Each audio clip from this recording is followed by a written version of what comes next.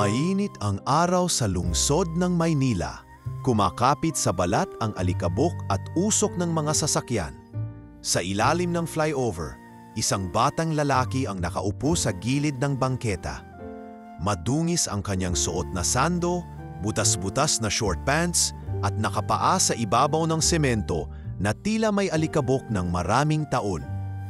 Gelo, tawag ng matandang mangangalakal na si Mang Rudy, habang tinutulak ang kanyang kariton na puno ng plastik na bote. Kumain ka na ba? Hindi pa po. Sagot ni Gelo na hindi man lang lumingon. Nakatitig lamang siya sa malayo, sa direksyon ng isang bakuran na may mataas na gate, mga haliging puti at mga halamang maingat na ginugupit sa hugis bilog. Iyon ang bahay, isang mansyon sa loob ng Ayala Alabang. Sa likod ng napakalinis na harapan nito, ay naroroon ang misteryo na bumabagabag sa murang isipan ni Gelo. Hindi niya alam ang eksaktong nangyari. Bata pa siya nang huli niyang nakita ang ina. Ang pangalan ng kanyang ina ay si Lilia, isang kasambahay na tahimik ngunit laging mapagkalinga. Wala siyang ama. Si Lilia lang ang kinikilala niyang pamilya. Pero sa isang iglap, nawala ito na parang bula. Anak! Iyon ang huling salita ng ina niya bago ito tumakbo pabalik sa loob ng bahay. Takot na takot, umiiyak, duguan ang laylayan ng uniforme. Anak, huwag kang bumalik dito kahit kailan, pangako mo. Hindi niya iyon maintindihan noong una. Pero lumipas ang mga taon at habang siya'y natutong mamuhay sa lansangan, unti-unti ring nabuo sa isipan niya ang bangungot ng gabing iyon. Mayroong itinatago ang bahay na iyon. At alam niyang may kinalaman ang bahay na iyon sa pagkawala ng kanyang ina. Sa tuwing dumaraan siya roon, hindi niya mapigilan ang kabog ng dibdib. Parang may bumubulong sa kanya mula sa loob ng bahay. Parang may nagmamasid sa kanya mula sa mga bintana na laging may kurtina. Isang araw, habang nakaupo siya sa tapat ng bahay at nakasandal sa poste, isang lalaking nakauniporme ang lumapit. "Hoy, bata! Ilang beses ka na naming sinasabing bawal tumambay dito." Sigaw ng guard ng village. "Hindi ako tambay," sagot ni Gelo. Hindi pa rin inaalis ang tingin sa gate. "Hinihintay ko lang po yung araw na bumukas yan ulit." "Nabaliw na yata tong batang to," bulong ng guard habang umalis. Pero si Gelo, nanatiling nakaupo. Dala niya ang isang plastik na lalagyan ng mga bote. Sa ilalim nito, nakatago ang lumang litrato ng kanyang ina. Napasuot ng kasambahay uniform, nakangiti habang may hawak na maliit na halaman. "Ayoko nang lumaki ng ganito, Nay," mahina niyang bulong. "Pero kailangan kong malaman, bakit kayo nawala?" Lumipas sa mga buwan. Hindi umalis si Gelo sa lugar. Tuwing gabi, sa ilalim ng ilaw ng street lamp, doon siya natutulog. Minsan sa bangketa, minsan sa gilid ng kariton ni Mang Rudy, minsan sa likod ng isang sari-sari store, ngunit palaging sa tapat ng mansyon. Isang beses, habang tila pinapanaginipan niya ang huling gabi ng kanyang ina, nagising siyang umiiyak. Pawis na pawis ang kanyang likod kahit malamig ang gabi. "Mama," bulong niya habang nanginginig, "andun pa ba kayo sa loob?" Ang inang bata sa kalsada ay pinagtatawanan siya. "Uy, baliw to, kinakausap yung pader!" Sigaw ng isang batang lalaki. "Hayaan mo siya," sagot ng isa. Sabi nila, nawawala daw yung nanay niya dyan noon. Ewan kung totoo. Pero hindi na nagpaliwanag si Gelo. Tumayo siya at lumapit sa gate. Hinawakan niya ang bakal na rehas, malamig sa balat. Sa kanyang murang palad, dama niya ang hindi maipaliwanag na takot. Isang kilabot na naguugat mula sa alaala. Minsan, habang siya'y nakatayo roon, may matandang babae na napadaan at pansamantalang napatigil. Tiningnan siya at saka ang bahay. "Ikaw ba yung anak ni Lilia?" tanong ng matanda. Napalingon si Gelo, mabilis ang tibok ng puso. "Opo, ako po si Gelo." Umiling ang babae, bakas sa mukha ang lungkot. Wala nang gustong tumira riyan mula nang mamatay ang among lalaki. Ang sabi, may mga kasalanan daw siyang hindi nalalantad, pero walang may lakas ng loob na magsalita. "Bakit po?" "Takot at may perang mga Villaruel. Pera ang pangtakip sa maraming bangungot." Biglang tumigil ang matanda sa pagsasalita at nagmadaling lumakad palayo. Naiwan si Gelo na nakatulala, hawak pa rin ang gate. "Mama, may ginawa ba talaga sila sa'yo?" hindi siya umalis. Kahit ilang beses siyang pinapaalis, pinapalimos o pinagtatawanan, nanatili siya. Para sa ina, para sa sagot. At kahit pabata, kahit gutom, kahit marumi at walang inaasahan sa buhay, may isa siyang hindi kayang bitawan. Ang paniniwala na balang araw, ang lahat ng itinatago sa loob ng bahay na iyon ay lalabas din sa liwanag. Dahil kahit gaano kalaki ang bahay, kahit gaano ito kaganda, may mga pader itong hindi kayang pigilan ang katotohanan. At siya, si Gelo, ang magiging dahilan kung bakit ang pintuang iyon ay muling bubukas. Mabilis ang takbo ng itim na SUV habang tinatahak nito ang malalawak na kalsada ng Ayala Alabang. Sa loob, isang lalaki ang tahimik na nakatanaw sa labas ng bintana. Matangkat, maayos ang gupit, nakasuot ng manipis na coat kahit mainit ang panahon. Sa kanyang mukha ay mababakas ang kalmadong anyo, ngunit may bahid ng pagkalito at lungkot sa mga mata. Siya si Lucas Villaruel, ang nag-iisang anak ng yumaong si Don Renato Villaruel, isang kilalang negosyante sa larangan ng real estate at agribusiness. Ilang araw pa lang mula nang bumalik si Lucas sa Pilipinas. Sa loob ng halos 2 dekada, nanirahan siya sa Silicon Valley sa Amerika kung saan naging matagumpay siyang tech entrepreneur. Ngunit ngayon, sa pagpanaw ng kanyang ama sa ibang bansa, napilitan siyang bumalik upang asikasuhin ang mga ari-arian at legal na responsibilidad na iniwan nito. Mr. Villaruel, malapit na po tayo sa mansyon. Ani Miguel, ang kanyang matagal ng driver na dating tauhan ng ama. Salamat Miguel, maiksing sagot ni Lucas habang bahagyang inayos ang kanyang kwelyo. Ang pagbabalik sa mansyon ng kanilang pamilya ay hindi lamang pag-uwi. Ito ay pagbabalik sa isang lugar na matagal na niyang kinalimutan. Habang papalapit ang sasakyan, napansin ni Lucas ang ilang batang lansangan sa gilid ng kalsada. Isa sa mga ito ay tila mas matagal na nakatitig sa gate ng kanilang bahay. Payat, marumi, nakaupo sa gilid na parang may inaabangan. Hindi niya ito pinansin noong una, pero may kakaiba sa titig ng bata. Tila ba may kilalang matagal na niyang hindi naririnig. Pagdating nila sa harap ng bahay, bumaba agad si Lucas. Nilapitan siya ng caretaker. Sir Lucas, welcome back po. Nakikiramay po kami. Bungad ni Mang Cesar, ang matagal ng katiwala ng pamilya. Salamat. May mga dokumento pa raw na kailangan kong pirmahan. Ayusin na natin agad. May mga ipinadala pong papeles ang abogado ninyo. Nasa loob na po, pati na rin ang susi ng mga kwarto. Gusto niyo po bang silipin ang buong bahay? Hindi na muna, sa opisina lang ako tutuloy. Mamaya na ang mga alaala. Tumango si Mang Cesar, ngunit bago sila makapasok, may narinig silang sigaw. Huwag kang papasok sa bahay mo. Napalingon si Lucas, gayon din si Mang Cesar. Doon nila nakita ang batang nakaupo kanina, ngayon ay nakatayo na at tila nanginginig sa kaba. Bakit? Tanong ni Lucas, bahagyang nabigla. Walang hiyatong bata na to, araw-araw na lang nasa labas. Sigaw ng security guard na si Noel habang papalapit. Sir, pasensya na po, lagi pong tumatambay dito yan. Umalis ka na nga, sandali lang. Sabat ni Lucas. Anong pangalan mo? Bata. Gelo po. Tila nahirapang huminga si Gelo. Hindi niya alam kung bakit, pero may panibagong panginginig sa dibdib niya. Para bang nabuhay muli ang isang eksena sa kanyang alaala.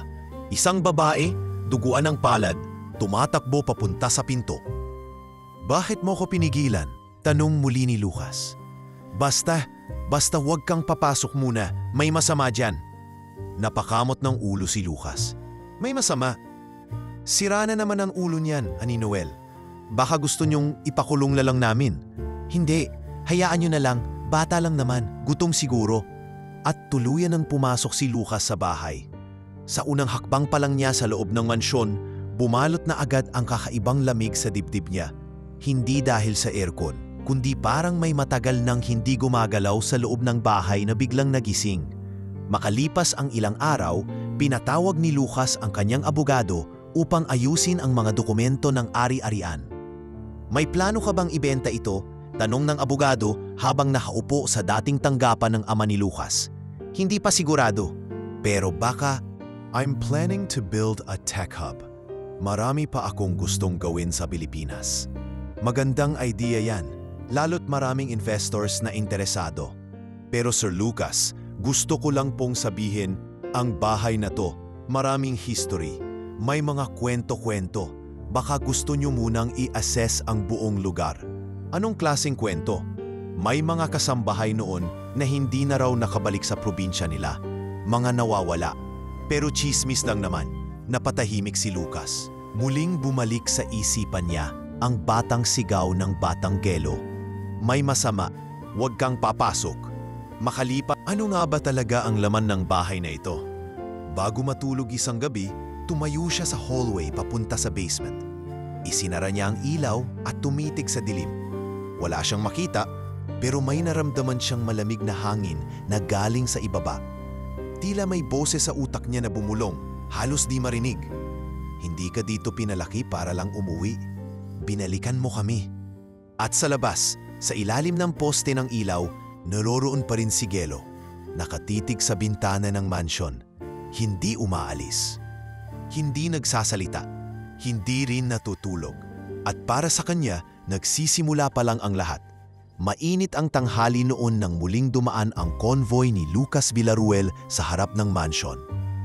Bumalik siya mula sa isang business meeting sa Makati. At gaya ng nakasanayan, maayos ang pagkakasunod ng mga sasakyan. Isang SUV sa unahan, ang sasakyan ni Lucas sa gitna, at isa pang escort vehicle sa likod. Ngunit sa pagliko ng convoy sa mismong tapat ng gate ng bahay, biglang sumulpot si Gelo mula sa gilid ng poste. Hawak niya ang isang plastik na bote ng tubig na halos ubos na. Pawis siya at ang kanyang maruwing t-shirt ay basang-basa na. Tumawid siya, hila hindi man lang iniisip ang panganib. "Gelo!" Sigaw ni Mang Rudy mula sa kariton sa di kalayuan. "Anak, wag diyan!" Huli na. Napapreno ang unang SUV at bahagyang pumito ang gulong. Sumigaw ang driver. "Bata!" Umalingangaw ang busina. Ang mga gwardya sa labas ng village ay nagtakbuhan palapit. Lumabas si Lucas mula sa kanyang sasakyan. Bakas ang pag-alala sa mukha.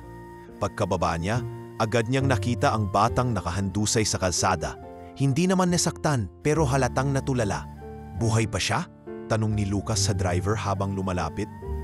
"Wala namang tama, sir." Pero parang nanginginig. Sa mismong sandaling iyon, muling nagsalita si Gelo.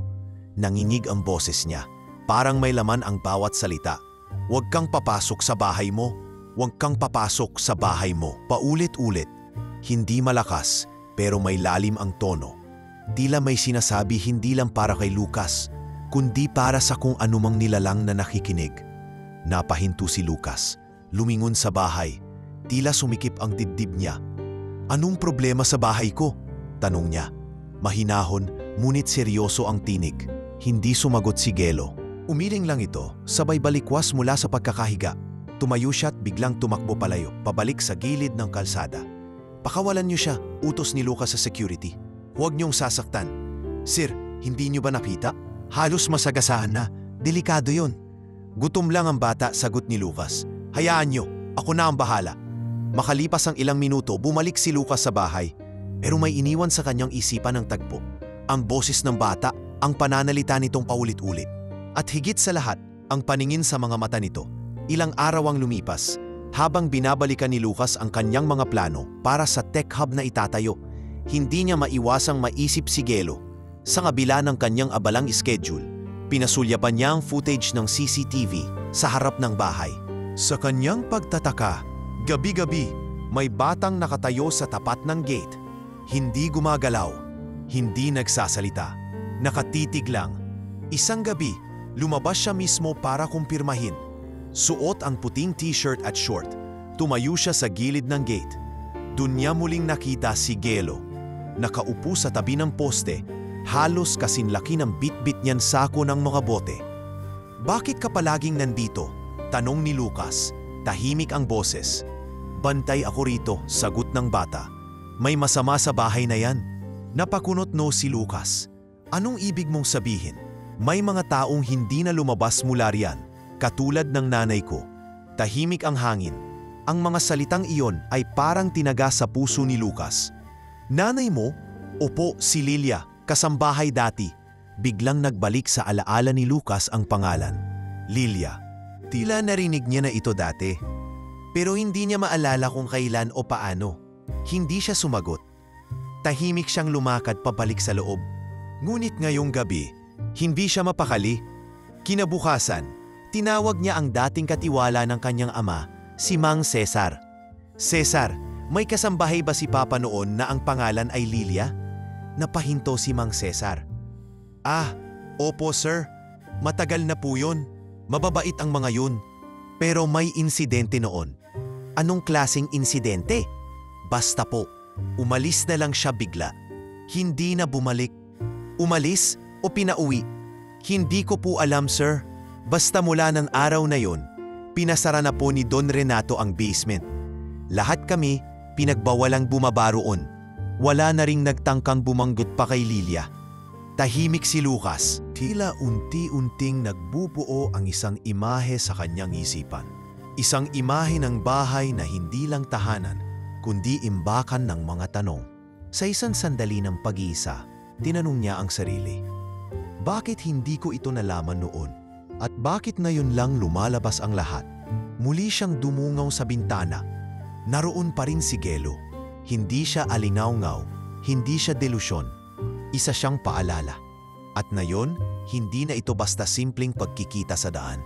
Ito ay simula ng isang ugnayang hindi nila alam na mag-uugnay sa kanilang dalawa. Sa pinakamadilim na lihim ng bahay na matagal nang tahimik, ngunit ngayon ay muling nagising. Tahimik ang umaga sa loob ng mansyon ng mga Villarruel. Walang kasaysayang nangyari sa bahay. Malinis ang sahig, makintab ang mga kasangkapan, at sa bawat sulok ay mababakas ang kayamanan ng pamilyang matagal nang itinuturing na may impluwensya sa lipunan. Ngunit sa likod ng kagandahan ng bawat kahoy na pinto, may isang bahagi ng bahay na hindi kailanmang binubuksan. Isang araw, habang isinasalansan ni Lucas ang ilang gamit sa lumang opisina ng kanyang ama, may nahulog na susi mula sa likod ng lumang aparador. Ito ay may kalumaan, may kalawang na sa gilid, at may nakaukit na isang pangalan sa bakal, Lilia. Agad siyang napahinto. Muli niyang naalala ang batang si Gelo, ang kaniyang paninindigan na ang kanyang ina, si Lilia, ay huling nakita sa loob ng bahay na ito. Hinawakan niya ang susi at nilingon ang paligid ng silid. Tahimik, ngunit may hindi maipaliwanag na kaba sa kanyang dibdib. Kinabukasan, habang inaayos ng kanyang team ng architects ang digital floor plan ng bahay bilang bahagi ng renovation proposal, may isang bagay na nakatawag ng pansin kay Lucas. Paul, tawag niya sa isang associate. Pwede bang tingnan mo itong original blueprint at i-compare sa recent scan? Tumango ang lalaki at lumapit. Matapos ang ilang minuto ng paghahambing, nagtaas ito ng kilay. Sir, parang may kwarto rito. Nawala sa bagong plano. Tingnan niyo po. Itinuro niya ang bahagi ng basement na tila may sinadyang alisin sa blueprint. Imposible yan. Lahat ng parte ng bahay ay dapat accounted for, sagot ni Lucas. Ngunit sa ilalim ng planong ginamit ng city engineer, nawawala ang isang silid, isang bahagi sa ilalim ng west wing ng bahay. Pakisigurado, paskan niyo ulit gamit yung LiDAR. Nang sumunod na araw, muling ibinalik sa kanya ang resulta. Nariyan na ang silid. Isang pader ang tila idinagdag, isang bahagi ng lumang basement na ngayon ay nakasara. Noong gabi ring iyon, bumaba si Lucas sa basement. Matagal na itong hindi pinapasok. Ang ilaw ay mahina. Ang amoy ay nanunuot, parang pinaghalong amag, alikabok at alaala. May bahagi ng pader na may kakaibang texture, parang mas bagong pintura, mas bagong semento. Pinapik-tapik niya ito at parang may umalingaw-ngaw na tunog. Hindi buo, parang may espasyo sa likod. Hindi siya nagsalita. Huminga siya ng malalim. Sa mesa, inilapag niya ang lumang susi, ang may nakaukit na Lilia. Ngunit hindi ito kasya sa mga pintuan ng basement. Sa kanyang isipan, bumalik ang tanong. Kung may itinatago ang kanyang ama, anong klase itong lihim? Habang tinatabihan ng hangin ang paligid, may naamoy siyang kakaiba. Isang amoy na matagal na niyang hindi naramdaman. Parang dugo, luma na abong dugo. Kinabukasan, kinausap niya si Mang Cesar. May nakita akong bahagi ng bahay na tila hindi kasama sa plano. Alam mo ba ang tungkol dito? Sir, totoo po yan. Noon pa po yan pinasara ni Don Renato. Basta po, mula nang may aksidente sa isa sa mga kasambahay, wala na pong lumapit dyan. Anong klaseng aksidente? Hindi po namin alam. Basta isang gabi may sigaw. Tapos kinabukasan, wala na si Ate Lilia. Hindi na bumalik. Hindi rin po kami pinayagang pumasok muli sa basement. Napakapit si Lucas sa mesa. Hindi ba kayo nagtanong? Nagtanong po, pero tinakot kami. Sinabi pong pag hindi kami tumahimik, pati pamilya namin damay. Isa pa, lahat po ng kasambahay noon. Unti-unting umalis, takot. Hindi na nagsalita si Lucas. Dahan-dahan siyang tumayo at muli niyang tiningnan ang mapa ng bahay. Nitong mga nakaraang araw, may isang pangyayaring hindi niya mabura sa isipan. Isang gabi, habang natutulog siya, nagising siya na parang may naririnig sa ibaba. Dahan-dahan siyang bumangon at bumaba sa hagdan. Doon niya nakita ang sariling itsura sa CCTV nang balikan niya ito kinabukasan. Siya, nakatayo sa harap ng pinto ng basement. Pero hindi siya gising. Nakapikit siya, tila naglalakad sa panaginip. At sa loob ng 3 minuto, nanatili siyang nakatayo roon hanggang sa bigla siyang tumalikod at bumalik sa silid. Hindi posible to. Bulong niya habang pinapanood muli ang footage. May kumikilos sa bahay at tila may kung anong humahatak sa kanya, palapit sa lihim na matagal nang nakatago. Gusto niyang huwag maniwala. Gusto niyang isipin na baka stress lang o bunga ng trauma. Ngunit ang pader ay nariyan. Ang amoy ay hindi guni-guni. At ang pangalan sa lumang susi, Lilia, ay hindi kasinumalingan. Sa labas ng bahay, gaya ng dati, naroon pa rin si Gelo. Tahimik, nakaupo, hawak ang lumang larawan ng kanyang ina. Alam ko, Nay, bulong ng bata, nararamdaman ko na malapit na akong makarating sa inyo. 2:00 ng hapon, habang nakaupo si Gelo sa lilim ng poste sa tapat ng mansyon, dinig niya ang matinis na busina ng isang trikeng paparating. Bit-bit nito ang ilang mga paninda sa kariton, pandesal, yosi, soft drinks. Napatigil ito sa kanto kung saan madalas nagbiumpol ang mga tambay at kasunod nito ang mga pamilyar na boses ng matatandang tagaron. E di ba yan yung bahay na may kwento noon? Narinig ni Gelo mula sa isang babaeng may sombrero habang iniabot ang 5 pisong barya sa tindero. Yung sa Villaruel? Nung kasambahay daw, basta may nangyari raw sa basement. Chismis lang yan, sabat ng isa. Pero matagal na nga akong nagtaka. Ang daming kasambahay na hindi na bumalik. May isa pa nga na inaanak ko, si Rina. Nagpaalam lang na magpapadala ng pera sa probinsya, tapos hindi na muling nagparamdam. Sa gilid ng kalsada, hindi man sila nakatingin kay Gelo. Bawat salitang lumalabas sa bibig nila ay parang kutsilyong paulit-ulit na hinihiwa ang kanyang dibdib. Isiniksik niya ang sarili sa likod ng poste, pero hindi niya kayang takasan ang mga salitang iyon. Nakakatakot talaga dyan, te. Dagdag pa ng isa. Pero syempre, Villaruel yan. Wala kang laban sa mayayaman. Muling sumilit si Gelo mula sa likod ng poste. Sa gate ng mansyon, dumaan si Mang Cesar. "Manong," tawag niya. Lumingon si Mang Cesar, bahagyang nagulat. "Oh, ikaw na naman. Wala ka talagang ibang pupuntahan, no? Pwede ko po ba kayong makausap?" Napatingin sa paligid si Mang Cesar bago lumapit. "Bakit? Kilala niyo po ba si nanay ko?" "Si Lilia?" Napahinto si Mang Cesar. Tumitig sa kanya ng matagal. "Si Lilia? Oo, kilala ko siya. Mabait yun. Tahimik. Laging nakayuko. Hindi nakikisari sa tsismisan. Anong nangyari sa kanya? Bakit hindi siya nakauwi?" Umiling si Mang Cesar. "Wala kaming alam. Basta isang gabi, may narinig kaming sigaw. Kinuumagahan, wala na si Lilia. Ang sabi, umalis na raw. Pero kahit kami, nagtaka, hindi man lang nagpaalam. Naiwan pa ang ilang gamit sa kwarto. Tinanong namin si Don Renato, pero pinatatahimik kami. Simula noon, bawal nang bumaba sa basement. May iba pa po bang kasambahay na nawala?" Muling napabuntong hininga si Mang Cesar. "Hindi ko alam kung sinadya o malas lang, pero hindi lang si Lilia ang hindi na nakita. May dalawa pa noon, si Irene at si Josie. Pareho ring nawala, pero walang nagtanong. Lahat takot. Bakit po kayo hindi nagsumbong? Bata, hindi mo alam ang kapangyarihan ng pera. Kapag mayaman ang kalaban mo, kahit anong sigaw mo, wala kang boses. Noon yun, wala pa ang social media. Walang makikinig sa tulad naming mahihirap. Pero ngayon po, pwede na. May makikinig na. Hindi sumagot si Mang Cesar. Tumalikod siya at muling bumalik sa loob ng mansyon. Dala ang isang bigat sa balikat na matagal na rin niyang kinikimkim. Kinagabihan, muli na namang bumalik si Gelo sa tapat ng bahay. Kakaiba ang ihip ng hangin. Wala masyadong tao sa kalye. Sa di kalayuan, may isang lalaking matanda na nakaupo sa bangketa, nakasuot ng kupas na damit at may dalang baston. Nilapitan siya ni Gelo. "Manong malamig po ngayon, no?" "Lamig na may kasamang lihim," sagot ng matanda. "Alam mo ba kung ano ang meron dyan sa bahay na yan?" Napapitlag si Gelo. "Alam ko pong may masama. Ako ang dating hardinero dyan. Matagal akong nagtrabaho sa Villaruel. Nakatira ako sa likod ng bahay. Tahimik lang ako, pero maraming beses ko nang narinig ang mga sigaw sa gabi. Hindi ako nagtanong. Takot din ako. Bakit po ngayon lang kayo nagsasalita?" "Dahil nakita ko yung mukha mo. Hawig na hawig mo yung kay Lilia. Alam kong anak ka niya. At kung gusto mong malaman ang totoo, hanapin mo ang susi. Hanapin mo ang kwarto sa ilalim ng kwarto." "May kwarto pa po sa ilalim?" "Wala yan sa plano, pero ako mismo ang tumulong maglagay ng bagong pader para tabunan yon.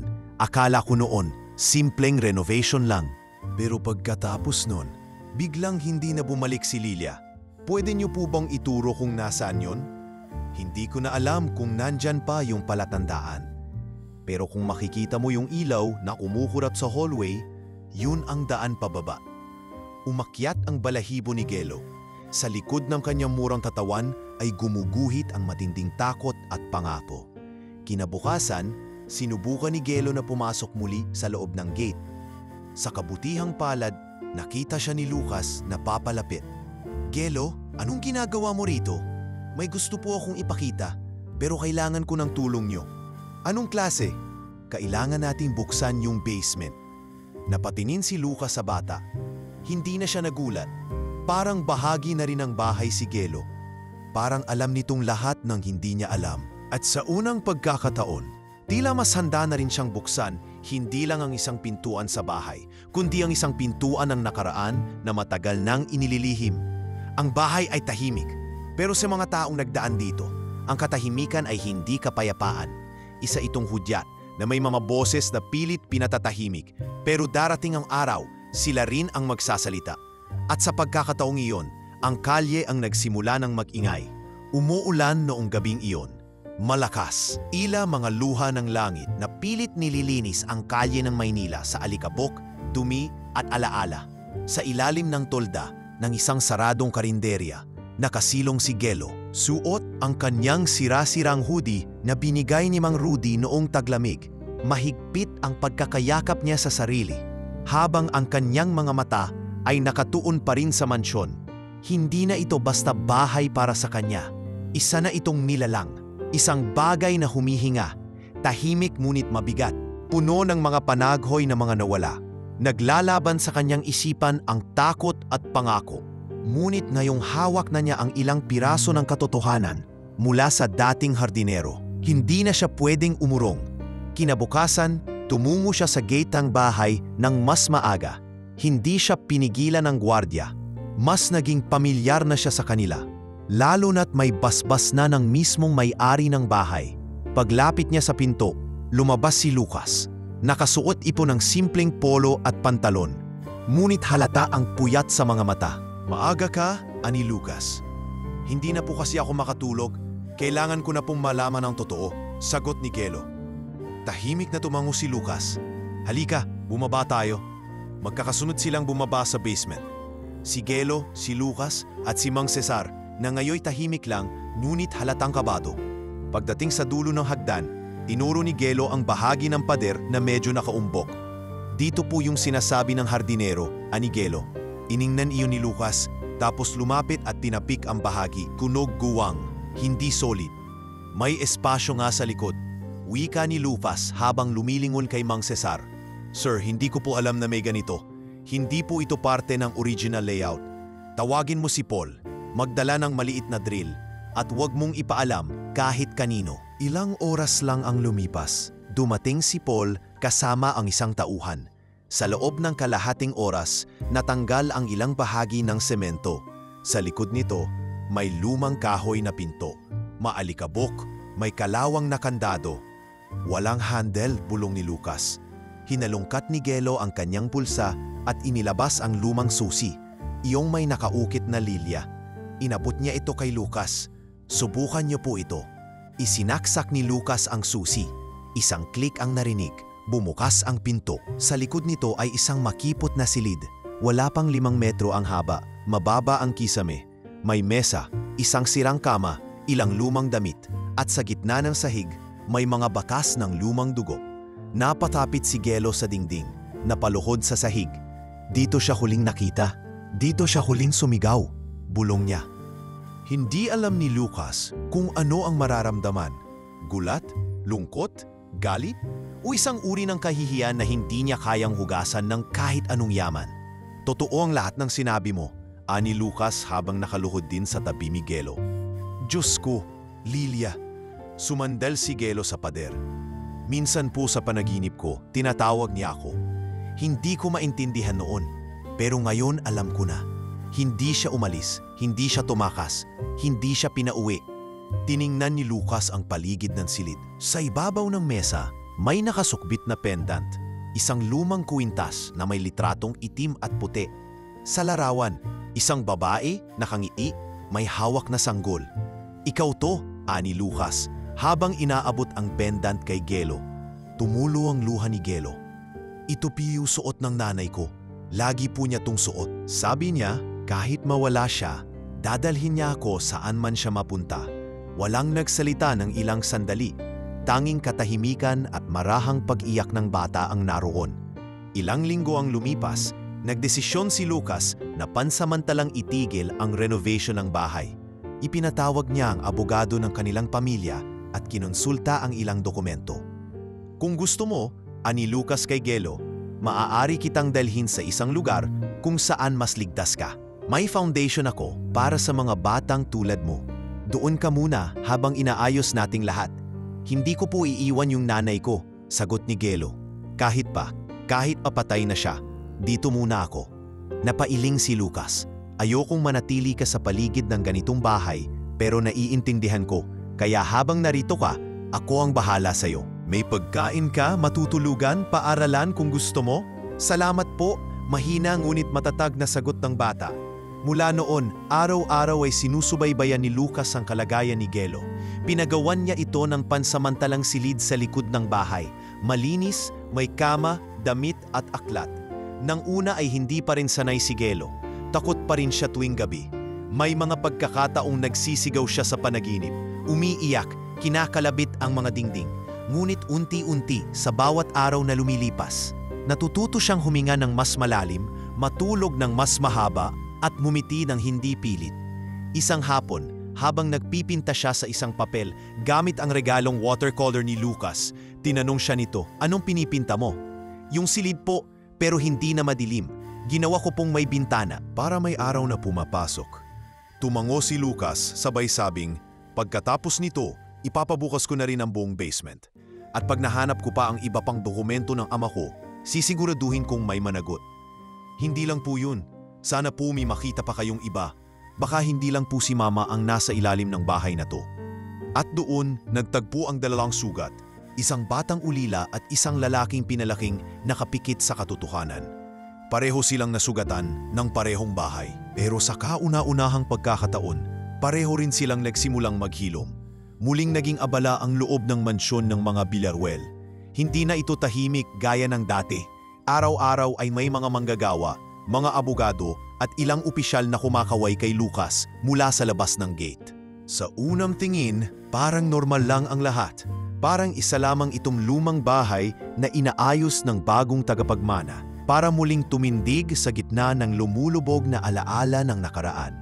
Ngunit sa kaloob-looban ng bahay, sa ilalim ng bawat kahoy na sahig, sa likod ng mga ginintuan at ginagamasang kurtina ay may gumagapang paring takot.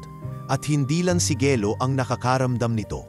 Isang umaga, habang iniinspeksyon ni Lucas ang pangunahing hagdanan papunta sa ikalawang palapag, may naamoy siyang hindi kanais-nais. Paul, Tawag niya sa kanyang engineer, "May nabubulok ba rito sa sala?"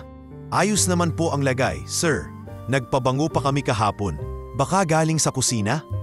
Pero hindi iyon amoy pagkain, hindi amoy panis, kundi amoy kalawang at kung anong parang dugo. Napakunot ang noo ni Lucas at tinunton ang pinagmumulan ng amoy.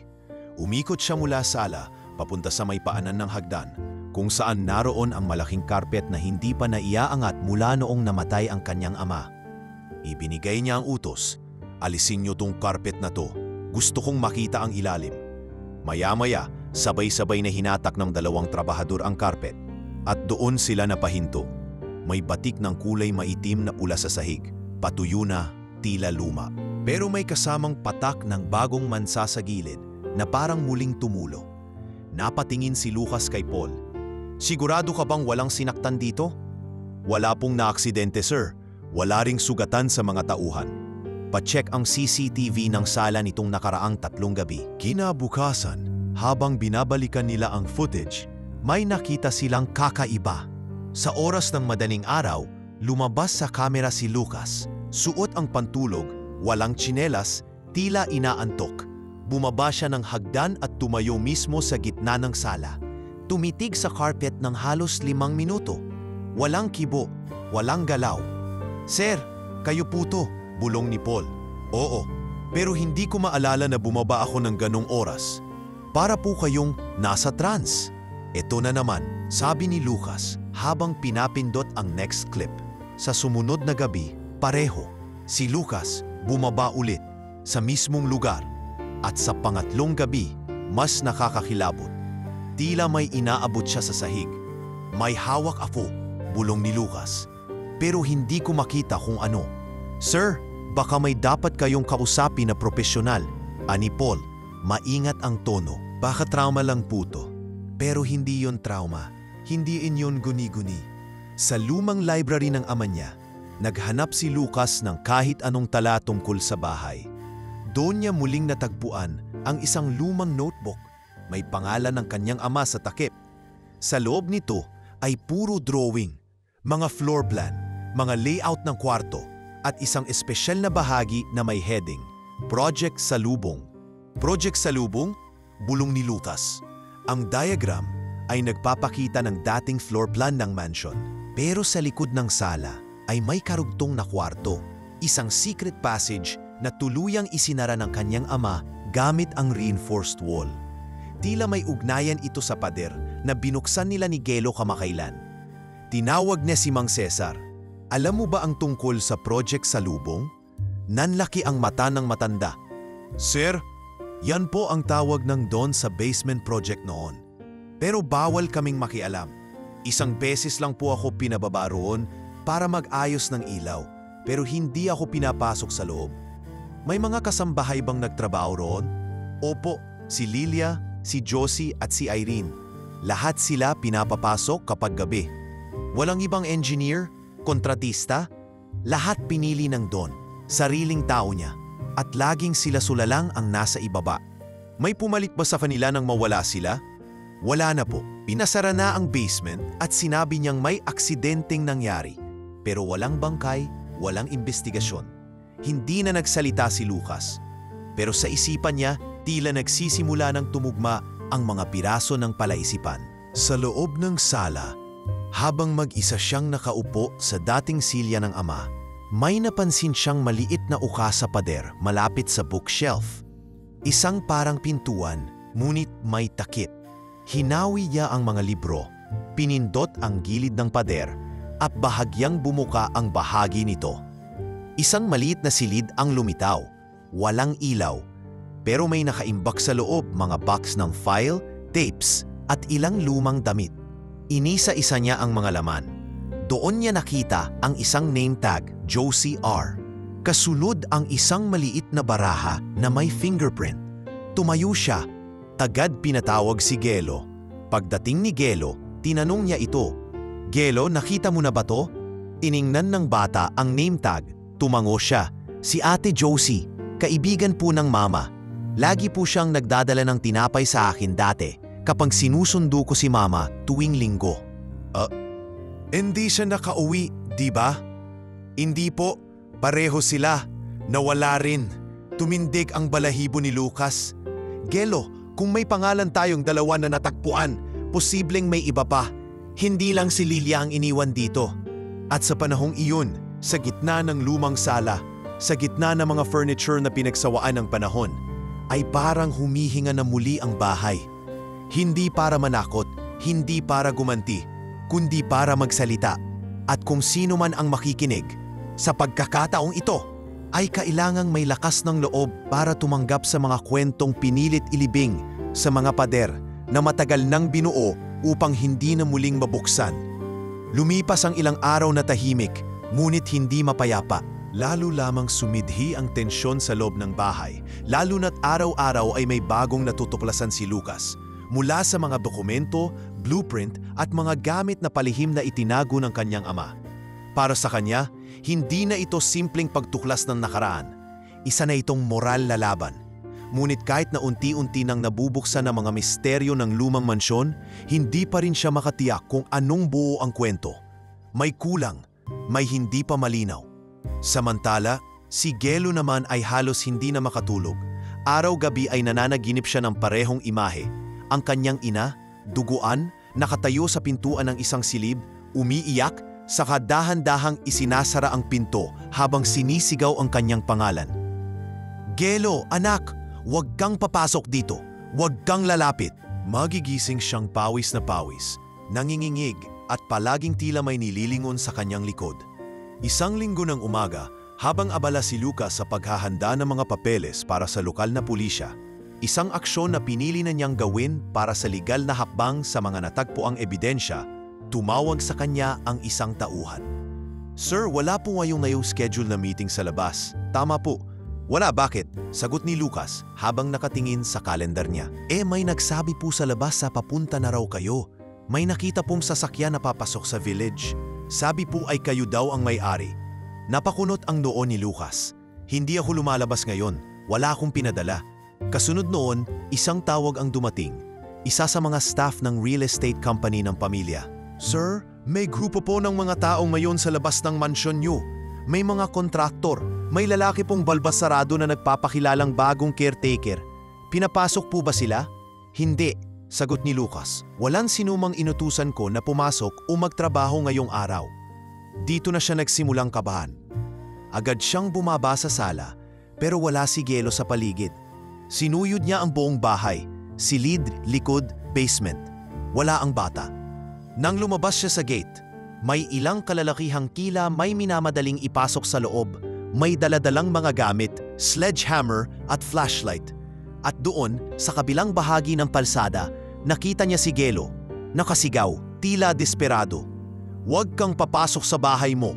Lucas, huwag kang papasok. Tumigil ang oras. Sa gitna ng kalsada, habang lahat ng tao ay napalingon sa sigaw ng batang halos mawalan ng boses, naramdaman ni Lucas ang tila pagsikip ng kanyang dibdib. Mula sa gilid ng bahay, may lumabas na babae. Isa sa mga kasambahay, puno ng takot ang mukha. Sir Lucas, may iba pong tao sa loob, hindi po sila tauhan natin. Tumawag ng pulis, sigaw ni Lucas, habang humahangos pabalik sa gate. Ang mga kalalakihan na tila kontraktor ay nagulat sa pagtigil ng sasakyan sa labas. Isa sa kanila ay mabilis na sumakay pabalik sa van. Ang isa pa ay nagtangkang tumakas sa likod ng bahay. Pero mabilis ang naging galaw ni Lucas. Tinawagan niya agad ang security ng village at ang pulisya. Pagdating ng mga pulis, hinarang nila ang buong kalsada. Tinangay ang dalawang lalaking nahuli sa akto. Ang iba ay tumakas, ngunit na-trace ang plate number ng sasakyan. Sa loob ng bahay, sinuyod ng mga otoridad ang basement.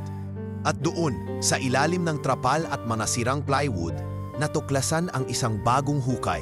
Sariwa, may amoy ng semento at formalin. Sir Lucas, sabi ng isang pulis habang may dalang evidence bag, may plano silang tapalan ang bahagi ng basement. At ito, may nakuha kaming larawan ng ilang mukha, kasama yung bata. Lumapit si Gelo, nanginginig. Gusto po nilang burahin ang ebidensya, mahina niyang sabi. Ayaw nilang malaman kung sino ang nasa ilalim. Kaya nila gustong sirain ang pader. Paano mo nalaman? Tanong ni Lucas. Napapanaginipan ko po. paulit-ulit. Tapos narinig ko kaninang madaling araw. May usapan sa labas. Akala nila tulog ang lahat. Kaya po ako nagbantay. Tumulo ang luha sa gilid ng mata ni Lucas. Hindi siya makapaniwalang ang isang batang lansangan, isang batang halos walang tinig sa lipunan, ang siyang nagligtas sa kanya at sa buong kwento ng pamilya niya mula sa muling pagkalibing ng katotohanan. Pagkatapos ng operasyon, naglabas ng opisyal na pahayag ang pulisya. Ang mga lalaking pumasok ay dating tauhan ng ama ni Lucas at may koneksyon sa ilang kasong nawawalang kasambahay mula noong dekada 90. Mr. Villaruel, ani ng pulis, kung hindi dahil sa batang yan, malamang ay hindi na naming nahuli ang mga taong ito. Nagpasya si Lucas na bigyan ng proteksyon si Gelo. Simula ngayon, ani Lucas sa kanya, hindi ka na lang basta batang palaboy. Ikaw ang tinig ng mga hindi narinig at hindi kita iiwan. Salamat po, sagot ni Gelo. Hindi ako dapat nagpapasalamat. Ako ang may utang. At sa araw na iyon, ang sigaw ng isang batang lansangan, isang sigaw na hindi pinakinggan noon, ang siyang nagligtas ng buong kasaysayan mula sa muling pagilibing. Ito ay paalala, minsan ang pinakamahina sa ating lipunan ang siyang pinakamatapang. At ang tinig na inaakala nating walang halaga ay siya palang susi sa pagbubunyag ng matagal nang nakatagong kasalanan. Makalipas lamang ang 2 araw mula nang pigilan ni Gelo ang mga lalaking nagtangkang sirain ang basement ng mansion, bumalik ang mga awtoridad sa lugar. Ngayon ay may dalang mas kumpletong kagamitan at isang utos mula sa korte para sa buong forensic excavation ng tinutukoy na Project Salubong. Sa ilalim ng liwanag ng mga floodlight at sa presensya ng isang team ng mga investigator, criminologist at forensic pathologist, sinimulan nila ang pagbubungkal sa isang bahagi ng basement na dati nang natukoy ni Lucas sa plano ng kanyang ama, ngunit pinatungan ng bagong semento at inakalang renovation. Tahimik si Gelo habang nakatayo sa gilid ng pintuan ng basement. Hawak niya ang pendant ng kanyang ina, ang litratong itim at puti na kanyang paulit-ulit na tinitingnan na parang dasal. Sigurado ka ba dyan? Muhuling naramdaman ang presensya ng nanay mo? Tanong ni Lucas, nakayukot sa tabi ni Gelo. Tumango ang bata, dahan-dahan. Tuwing nananaginip po ako, dito siya lumilitaw, dito siya umiiyak. Mabilis ngunit maingat ang kilos ng mga tauhan ng Scene of the Crime Operatives, SOCO. Isa-isang tinanggalang semento gamit ang concrete cutter at electric chisel. Isang makapal na alikabok ang kumalat sa hangin, hanggang sa isang matinis na sigaw ang lumabas mula sa isang forensic analyst. "Sir, may buto dito!" Tumigil ang lahat. Sa mismong gitna ng kinuhang bahagi ng basement ay unti-unting lumitaw ang sunod-sunod na mga kalansay. 1, 2, 3. Habang sinisiyasat ng mga pulis, lumalagas na may 7 katawan na nakalibing sa ilalim ng dating concrete floor. Lahat ay tila isinilid sa loob ng mga kahoy na kahon na hindi na nailabas kailanman. Mabigat ang hangin sa bawat hakbang. Isa sa mga bangkay ay may suot pang luma at gusgusing kasambahay uniform, at sa kanyang bulsa ay natagpuan ang isang name tag na agad kinilatis ni Gelo. Lilia S. Basa ni Lucas habang nakatingin sa manipis ng bakal na may kalawang sa gilid. Hindi umiyak si Gelo. Hindi rin siya sumigaw. Tumayo lamang siya roon, matigas, tahimik, at tila handang harapin ang matagal na niyang kinatatakutan. "Salamat po, Mama," bulong niya. "Salamat po at hindi ako nagkamali." Bukod sa bangkay ni Lilia, natagpuan din ang katawan ng 2 iba pang babae, mga kasambahay rin na kinilalang sina Irene at Josie, batay sa mga name tag at ilang personal na gamit na natagpuan sa malapit. 3 lalaking bangkay ang hindi agad nakilala, ngunit ayon sa SOCO, posibleng mga driver o maintenance staff din ito, base sa uniforme at kalagayan ng mga buto. Ngunit, ang pinakamalaking gulat ay nang matagpuan nila ang ika-7 bangkay. Hindi ganap na buto, kundi tila bangkay ng isang tao na hindi pa ganap na naaagnas. "Sir," ani ng forensic pathologist, "buhay pa ito, ilang buwan lang ang nakakalipas." Ang agnas ay nagsimula lang nitong kamakailan. Dito na nabaling muli ang pansin ni Lucas. May posibilidad bang hindi siya agad namatay? Oo, posibleng ikinulong siya at doon namatay. May bakas ng tali sa mga kamay. At batay sa posisyon ng katawan, tila pilit na humihingi ng tulong hanggang sa malagutan ng hininga. Ang buong bansa ay nabalot ng pagkabigla sa sumunod na linggo. Mensyon ng mga nawawala. Ito ang headline ng halos lahat ng pahayagan. Sa telebisyon, lumalabas si Lucas na nagsasalita sa harap ng media. May damdamin at galit sa boses. Habang binibigkas ang mga salitang, ang mga kasalanan ng nakaraan ay hindi dapat itinatago sa mga pader ng katahimikan. Bilang anak, masakit man tinatanggap ko ang katotohanan na ang aking ama ay naging bahagi ng isang sistemang mapang-abuso. Pero bilang Pilipino at bilang tao, pananagutan kong lumaban para sa katarungan. Samantala, naging viral sa social media ang larawan ni Gelo habang nakaupo sa gilid ng excavation site. Hawak-hawak ang larawan ng kanyang ina. Ang batang palaboy na nagbunyag ng krimen ng isang milyonaryong pamilya. Marami ang naantig, lalong-lalo na ang mga pamilya ng ibang nawawala na ngayon ay nagkakaroon ng pag-asa. Sa opisyal na imbestigasyon, napatunayang ang 7 bangkay ay bahagi ng serye ng lihim na pagpatay na isinagawa sa loob ng mansyon ng Villaruel mula taong 1996 hanggang 2001. Ang motibo? Ayon sa isang dating tauhan na lumutang matapos ang balita, ang mga kasambahay ay ginagawan ng loyalty testing ng dating Don. Kapag may nalaman o nagtangkang lumaban, hindi na sila muling lumalabas ng mansyon. Ayon kay Gelo, ito po yung dahilan kung bakit kami hindi nabigyan ng panibagong pagkakataon. Kasi sa sistema nila, ang mahirap ay walang boses. Pero ngayon, narinig na kami. Dahil sa mga matibay na ebidensyang natagpuan, naglabas ng warrant ang korte upang ipasuri ang iba pang ari-arian ng pamilya Villaruel, kabilang na ang ilang ancestral house sa probinsya at mga dating warehouse. Hindi maipinta ang mukha ni Lucas habang isinusulat niya ang afidavido sa harap ng anyang abogado. Masakit isulat na ang sarili mong ama ay sangkot sa ganitong krimen, anya. Pero hindi pa huli ang lahat upang itama ang maling ginawa ng nakaraan. Si Gelo habang nasa gilid ng opisina ay tahimik lamang na nakamasid. Hawak pa rin ang pendant. Hindi pa po tapos ang laban, ani niya kay Lucas. Pero salamat po sa paninindigan. Tumingin si Lucas sa kanya. Hindi ako ang tunay na matapang dito. Ikaw, at hindi kita pababayaan. Ang sementadong lihim ay hindi na lihim. Ito ay naging tinig, isang sigaw mula sa ilalim ng lupa na ngayoy maririnig na ng buong mundo. Lumipas ang ilang araw mula nang tuluyang mabunyag ang mga bangkay sa ilalim ng mansion. Sa kabila ng kabiglaan ng publiko, lalo pang lumalim ang pagsisiyasat ng mga otoridad. Ang buong bansa ay tila natulala sa laki ng kaso. Hindi lang dahil sa mga natagpuang bangkay, kundi sa mas malawak nitong kahulugan. Kung paanong sa ilalim ng isang marangyang tahanan, may mga buhay na tinapos at mga pangarap na ibinaon sa simento at sa katahimikan. Habang ang media ay patuloy na naguulat, si Gelo ay nananatiling tahimik sa isang silid ng Villaruel Foundation Shelter. Isang maliit ngunit ligtas na lugar na pansamantalang itinayo ni Lucas para sa mga batang lansangan at mga batang nawalan ng pamilya sa ilalim ng parehong sistema. Doon, unti-unti niyang natutunan kung paano muling huminga ng malalim. Sa unang pagkakataon sa buong buhay niya, may sarili siyang kama, sariling unan, malinis na paliguan at 3 beses na pagkain sa isang araw.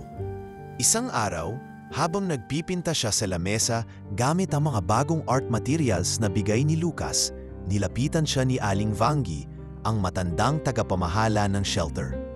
Gelo, may dumating na sulat para sa'yo. Tinanggap ni Gelo ang sobre. Pagbukas niya nito, bumungad ang liham mula sa isang hindi inaasahang pangalan. Anak ni Irene, isa sa mga kasambahay na natagpuang patay sa ilalim ng mansyon. Gelo, simula ng liham, nakita po ang kwento mo sa balita. Hindi ko alam kung paano ako magsisimula, pero dahil sa'yo, nahanap ko na rin ang nanay ko. Matagal ko na siyang hinahanap, hindi mo man siya ilala ng lubos. Pero para sa akin, utang ko sa iyo ang lahat. Tumulo ang luha ni Gelo. Isang patak kasunod ang isa pa. Hindi niya kilala ang sumulat pero naramdaman niya ang bigat ng pasasalamat. Habang si Gelo ay patuloy na tinuturing na simbolo ng hustisya sa mga lansangan, si Lucas naman ay humaharap sa korte bilang pangunahing testigo sa kaso laban sa mga kasabwat ng kanyang yumaong ama. Mr. Villarreal, tanong ng abogado ng korte, kilala mo ba kung sino ang responsable sa pagpapasara ng basement? Opo, ayon sa dokumento at testamento ng aking ama, siya mismo ang nag-utos nito. Siya rin ang nagpatayo ng project sa lubong. May personal siyang tauhan na hindi rehistrado sa kumpanya. May ilang kontraktor na binayaran sa ilalim ng mesa upang gawing sikreto ang proyekto. Bakit mo ito ibinunyag kahit alam mong maaari kang nasangkot sa kahihiyan o pagkawala ng negosyo? Dahil hindi ko na kayang mabuhay sa kasinungalingan, sagot ni Lucas. Mas mahalaga ang katotohanan kaysa sa pangalan. At dahil sa isang bata, muling nabuksan ang pintuang sinadyang sarhan ng aking pamilya. Pagkatapos ng kanyang testimonya, sabay-sabay na lumabas ang mga headlines sa media. Lucas Villarreal, nagsalita na, ang anak ng Don na sumila sa katahimikan. Batang palaboy, kinilalang bayani ng katarungan. Hindi nagtagal, ipinatawag din si Gelo upang magpakita sa korte, hindi bilang testigo, kundi bilang kinatawan ng mga pamilyang nawalan. Nakasuot siya ng simpleng polo at maayos na pantalon. Sa kabila ng murang edad, tumindig siya sa gitna ng silid at nagsalita sa harap ng lahat. Hindi ko po kilala ang batas. Hindi ko po alam ang mga legal na salita. Pero alam ko po ang tama at mali. Alam ko po na mali ang mga resto ng inosente, ang magpalibing ng buhay, at ang gamitin ang yaman para patahimikin ang mahirap. Ang nanay ko po, hindi na nakauwi, pero salamat po narinig na po siya ngayon. Tahimik ang korte. Isa-isang napayuko ang mga tao, kahit ang mga pinakamataas na opisyal ng lungsod. Matapos ang buwan ng pagdinig, idineklara ng korte ang mga nahuling kasabwat bilang guilty of multiple counts of murder, obstruction of justice, and illegal concealment of human remains. Habang tumatanggap ng desisyon, naglabas ng public statement si Lucas na siya na mismo ang magbabayad ng lahat ng gastos sa libing, restitution at legal na pangangailangan ng mga pamilya ng biktima. Itinatag niya ang Lilia Foundation, isang institusyon para sa proteksyon ng mga kasambahay at manggagawang bahay. Naging batas sa lungsod ang Gelo Protection Act, isang lokal na ordinansa na nagbibigay ng karagdagang proteksyon sa mga informal workers. Hindi naglaon, nagsimula nang tumira si Gelo sa shelter ng mas matagal. May silid siyang tinatawag na bahay, may silid aklatang malaya niyang puntahan at may mga batang tasing edad niyang unti-unti niyang nakakaibigan. Ngunit isang araw, kinausap siya ni Lucas. Gelo, wika nito habang magkasamang naupo sa ilalim ng puno ng mangga sa loob ng compound. May pagkakataon kang mamili. Kung gusto mong manatili rito, susuportahan kita, pero kung nais mong lumayo para makapagsimula sa bagong lugar, tutulungan din kita. Tumahimik si Gelo. Gusto ko pong manatili, pero hindi dito para sa sarili ko. Gusto kong tumulong. Gusto ko pong maging bahagi ng Lilia Foundation. Para po yung kwento ng nanay ko, hindi maulit sa iba. Ngumiti si Lucas. Yan ang sagot na hindi ko inaasahan, pero siguro, yan talaga ang dahilan kung bakit ikaw ang nakarinig sa sigaw ng mga nakalibing. Ang batang palaboy noon na halos hindi pinapansin ng kahit sino, ngayon ay isa ng tinig ng pagbabago. At ang mansion ng Villarreal, hindi na ito bahay ng takot. Isa na itong alaala ng pagkakamali, ngunit higit sa lahat, ng pagtatama. Isang linggo matapos ideklara ng korte ang hatol laban sa mga kasabwat ng yumaong Don Renato Villarreal. Unti-unting bumalik ang katahimikan sa mansyon na minsang naging lugar ng pagdurusa. Ngunit hindi na ito katahimikang puno ng pangamba. Ito ay tahimik na puno ng paghilom. Ang dating malamig at madilim na mga silid ay binuksan. Inalis ang mga kurtinang kumukibi sa araw. Ang basement na noon ay mistulang puntod. Ngayoy ginawang memorial hall. May nakasulat sa loob ng maliit na lapida sa dingding. Para sa mga tahimik na sigaw, hindi na kayo malilimutan. Samantala, si Gelo ay lumipat na sa bagong tirahan, isang maliit ngunit maayos na silid sa itaas ng Villaruel Foundation Shelter. Doon, araw-araw siyang ginigising ng amoy ng mainit na pandesal at ng tawanan ng ibang batang lansangan na kasama niyang kinupkop. Nagsimula na rin siyang pumasok sa isang pampublikong paaralan na malapit sa shelter. Sa unang araw ng klase, suot niya ang bagong uniform na medyo maluwag pa sa kanya at isang pares ng sapatos na unang beses niyang nasuotan sa buong buhay niya. Habang papasok siya sa gate, maraming mata ang nakatingin sa kanya. May mga naririnig siyang bulong. Siya yung bata sa TV, di ba? Yung anak ng kasambahay, yung nakakita ng mga bangkay. Ngunit hindi siya yumuko o tumakbo palayo. Hindi tulad ng dati. Sa halip, tumingin siya sa guro, ngumiti at tumango. Gelo Salvador, tawag ng advisor. Ikaw ba yun? Opo ma'am, sagot niya, mahinahon. Ako po yun. Hindi siya nahirapan na tanggapin ang klase.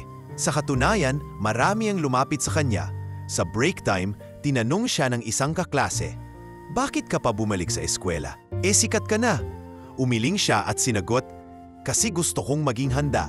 Hindi lang para sa sarili ko, kundi para sa mga batang tulad ko, yung mga hindi pa naririnig." Sa gabi, bumabalik siya sa shelter at tinutulungan ang mga batang mas bata sa kanya sa pagbabasa. Isa sa mga nakilala niya roon ay si Renzo, isang 7 taong gulang na dating palaboy sa Tondo.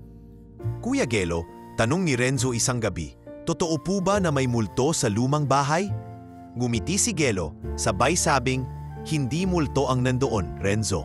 Mga taong napagod lang sumigaw. Pero ngayon, naririnig na sila." Kinabukasan, bumisita si Lucas sa foundation. Suot ang simpleng polo at maong, malayo sa daping anyo ng isang corporate executive. "Kamusta ang klase mo?" tanong niya kay Gelo. "Ayos lang po. Medyo mahirap yung math," sagot ng bata. "Pero binabawi ko sa Filipino. May regalo ako para sa iyo." Iniabot niya ang isang maliit na kahon. Pagbukas ni Gelo, isang cellphone. "Para makakontak ka kung kailangan mo ako. At para mas madali kang makapagsaliksik para sa homework mo." "Salamat po Sir Lucas." "Lucas na lang Gelo. Wala nang sir." Naglakad sila sa bakuran ng foundation. Sa isang bahagi nito ay itinatayo na ang isang bagong gusali, isang community center na i-dedicate sa mga nawalang kasambahay. "Alam mo bang ikaw ang inspirasyon ng proyektong to?" tanong ni Lucas. "Hindi po ako bayani," sagot ni Gelo. "Nahanap ko lang po yung totoo." "Kasi hindi na po ako takot. Mas bayani ang mga hindi takot hanapin ang totoo," sagot ni Lucas. "At mas lalong bayani yung mga handang ibahagi ang totoo kahit masakit." Sa loob ng community center ay may isang dingding na may mural. Isa itong painting na ipinasadya ni Lucas sa isang local artist. Nang matapos ito, sabay silang tumayo ni Gelo sa harap ng mural. Nakalarawan doon ang isang babae. Maamo ang muka, nakangiti, may bitbit na tray ng pagkain. Si Mama, mahina niyang bulong. "Oo," sagot ni Lucas. Yan ang paalala sa lahat ng papasok sa lugar na to. Na may isang kasambahay na matapang, may isang anak na hindi sumuko, at may isang bahay na natuto. Ipinangalan nila ang lugar na iyon na Lilia's Light. Doon ding ginaganap ang mga libreng training para sa mga kasambahay, legal literacy seminars at counseling sessions para sa mga manggagawang bahay. Isang araw habang naglilinis si Gelo sa paligid ng center, may lumapit sa kanyang babae, may edad na mga 50, may dalang anak. "Ikaw ba si Gelo?" tanong nito. "Opo, maraming salamat. Isa ako sa mga kasambahay na tinakot noon sa bahay na yon. Pero dahil sa iyo, nagsalita rin ako. At ngayon, hindi na ako tinatakot." Hindi alam ni Gelo kung paano sasagot. Tumango na lang siya. Ngunit sa puso niya, may mumunting liwanag na sumindi.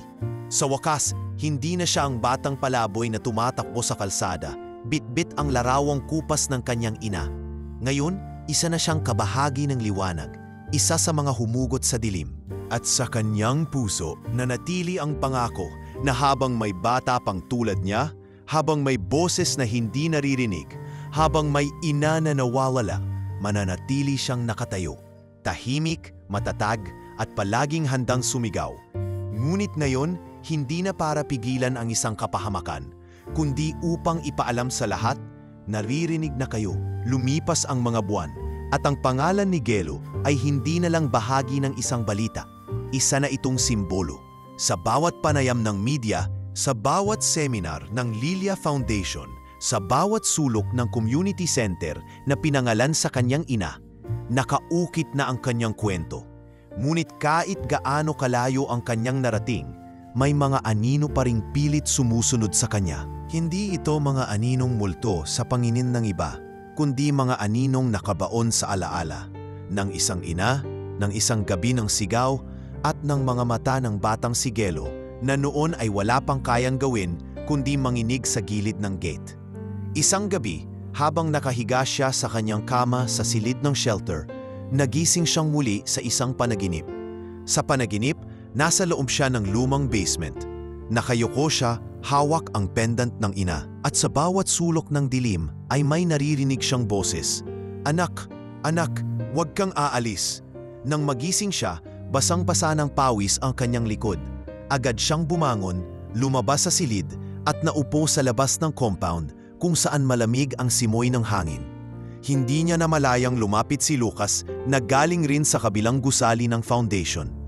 "Gising ka pa?" ni Lucas habang lumapit, hawak ang 2 tasa ng mainit na tsaa. "Hindi po ako makatulog," sagot ni Gelo. Mahinang tinanggap ang isang tasa. "Pareho tayo," tugon ni Lucas. "Minsan kahit may liwanag na, may ilang bahagi ng puso natin ang ayaw pa ring gumising sa dilim. Pinipilit ko naman po, pero tuwing pumipikit ako, bumabalik yung boses ni Mama. Parang may sinasabi pa siya na hindi ko maintindihan. Alam mo, Gelo, minsan hindi natin agad maririnig ang buong mensahe ng mga iniwan sa atin. Pero kapag handa ka na, kusa yung lilinaw." Tumahimik sila pareho. Sa katahimikan, naroon ang pag-amin na may mga sugat na hindi kailanman tuluyang nawawala. Na kahit ilang foundation o mural ang itayo, ang pagdadalamhati ay hindi kayang burahin ng tagumpay. Kinabukasan, dinala ni Lucas si Gelo sa isang therapist na matagal nang kapartner ng Lilia Foundation. Hindi ito ang unang beses na dinala siya roon, ngunit ngayon ay mas bukas na siyang magbahagi. Sa session, tinanong siya ng therapist, "Gelo, kung mabibigyan ka ng pagkakataon na makausap muli ang mama mo, ano ang gusto mong sabihin sa kanya?" Saglit siyang natigilan. Humigop siya ng hangin. "Sorry ma," bulong niya. "Sorry kung hindi ako nagsalita agad. Kung hindi ko kayo natulungan noon, kung masyado akong natakot, pero ngayon po, narinig na kayo. Alam ko pong hindi niyo ako sinisisi, pero ako, minsan sinisisi ko pa rin ang sarili ko." Lumapit ang therapist, hinawakan ang kanyang kamay. "Walang batang may kasalanan sa kasamaan ng matanda, Gelo. Ikaw ang naging instrumento ng paglaya ng maraming tinig. Walang dapat ikahiya roon." Lumipas pa ang ilang linggo at sa patuloy na therapy at suporta, unti-unting lumilinaw kay Gelo ang mas malalim na katotohanan na ang kanyang pinagdadaanan ay hindi lamang trauma kundi isang panawagan ng misyon. Mula sa dating tahimik na batang palaboy, naging mas aktibo siya sa pag-oorganisa ng mga forum para sa mga informal workers. Minsan, kasama siya sa mga pagbisita sa ibang barangay kung saan may mga reklamo ng pananakit o pang-aabuso sa mga katulong at driver. Sa bawat pagharap niya sa kanila, dala niya ang karanasan, hindi lang bilang biktima, kundi bilang buhay na testamento ng pagbabago. "Hindi po ako abogado. Hindi rin po ako pulis.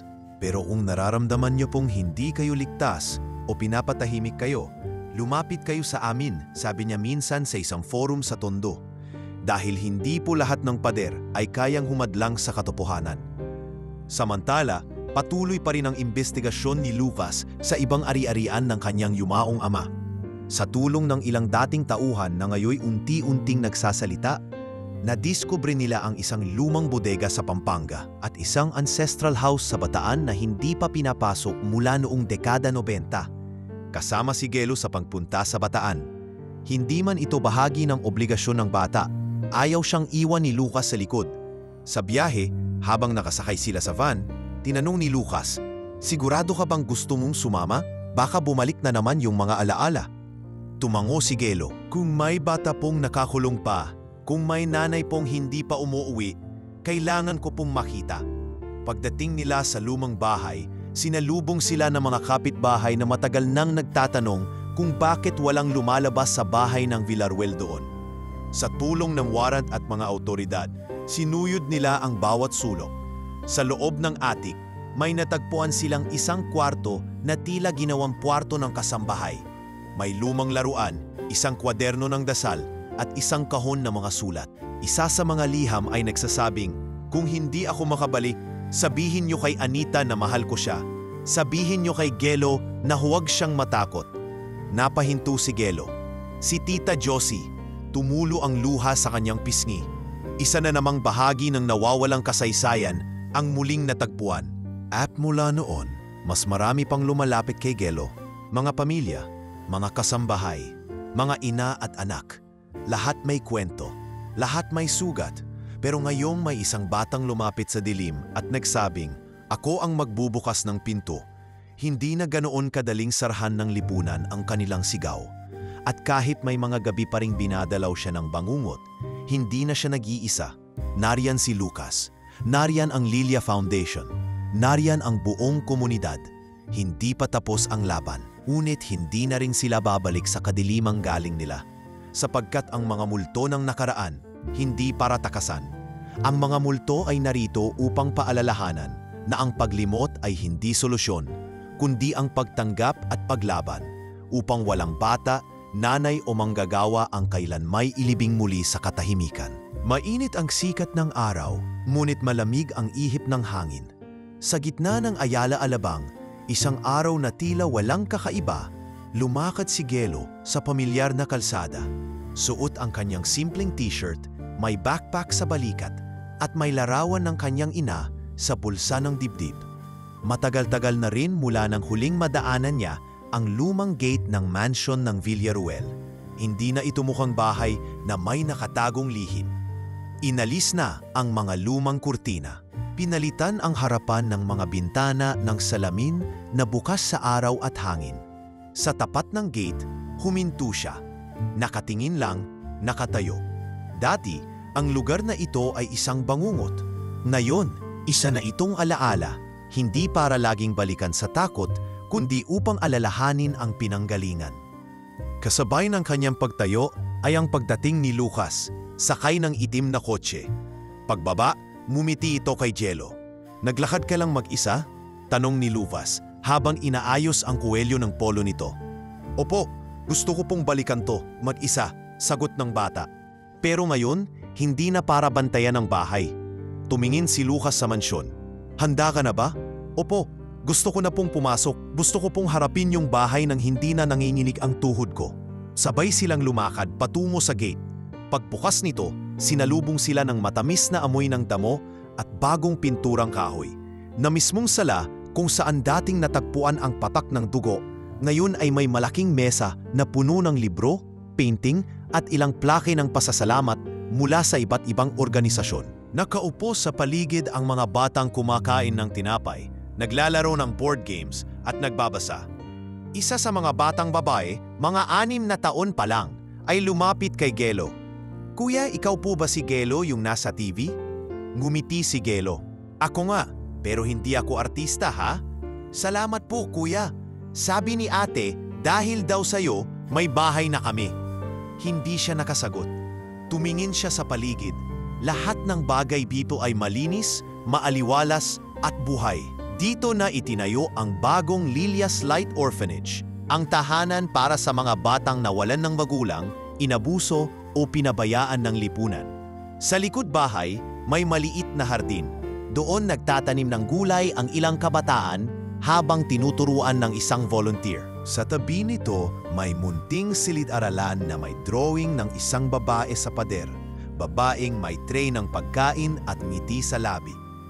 "Yan yung mama mo," ani Lucas habang lumapit sa gilid ni Gelo. Buhay na ang alaala niya, Gelo. Hindi na kailanman mababaon. "Hindi ko po akalain na aabot tayo dito," mahinang sagot ng bata. "Noon, akala ko hanggang bangketa lang ako, hanggang tapat lang ng gate, hanggang hawak lang ng larawan." "Totoo yan," sagot ni Lucas. "Pero tingnan mo ngayon, ikaw ang pintuan ng bagong simula para sa kanila." para sa sarili mo. Bigla, narinig nila ang tawanan ng mga bata mula sa silid-aralan.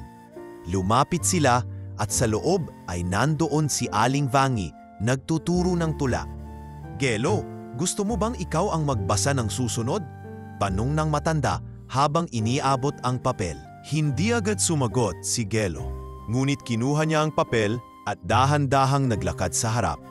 Sa unang pagkakataon, sa isang silid na puno ng liwanag at pag-asa, nagsalita siyang hindi para sa sarili, kundi para sa lahat ng naroroon. Pag ang tinig ay tila wala sa mundo, pag ang luha ay di na makilala, pag ang hapdi ay binura ng yaman, may bata sa labas, hindi sumusuko, at pagdating ng araw, bubuksan niya ang pinto. Tahimik ang mga bata, hanggang sa isa-isa silang pumalakpak. Hindi dahil naintindihan nila ang lahat, kundi dahil sa boses, isang boses na matatag, buo at hindi na nanginginig. Paglabas nila ng silid, tinanong ni Lucas, "Anong plano mo ngayon?" "Mag-aaral po ako ng mabuti, tapos balang araw gusto kong maging social worker para yung mga katulad ko, hindi na lang umaasa sa swerte." "Kung yan ang gusto mo, susuportahan kita," sagot ni Lucas. "Pero kahit ngayon pa lang, marami ka nang natulungan." Sa huling bahagi ng araw, muling naglakad si Gelo sa paligid ng bahay. Tumingin siya sa bawat bintana, sa bawat kwarto na dati kinatatakutan niya. Hanggang sa makabalik siya sa pinakaunang pinto, ang mismong pinto kung saan siya unang sumigaw ng, "Huwag kang papasok sa bahay mo." Tumayo siya roon, tahimik, hinawakan ang doorknob. At sa halip na sigawan ito o luhuran, dahan-dahan niya itong binuksan. Sa loob, wala nang dilim, wala nang sigaw, wala nang kaba. Nandoon ang mesa, ang mga bata, ang mga guro, ang mga halaman sa bintana. Isang silid ng liwanag. At sa dulo ng silid, may lumang larawan na nakasabit sa dingding. Larawan ng isang babae, nakangiti habang karga ang isang sanggol, si Lilia at si Gelo. "Salamat, Ma," bulong niya habang nakatingin sa larawan. "Hindi ko po kayo nakita nung huli, pero nahanap ko kayo sa puso ko. At sa puso ng mga batang ito, nandoon na kayo habang buhay." At habang pinapanood ni Lucas si Gelo mula sa gilid, alam niyang sa wakas, nakatuntong lang ang bata sa araw na bago ang lahat. Hindi na siya binabalikan ng madilim na gabi. Hindi na siya hinahabol ng sigaw. Hindi na siya bata sa labas ng gate. Siya na ang may hawak ng susi. At siya na ngayon ang gumagawa ng pintuan para sa iba.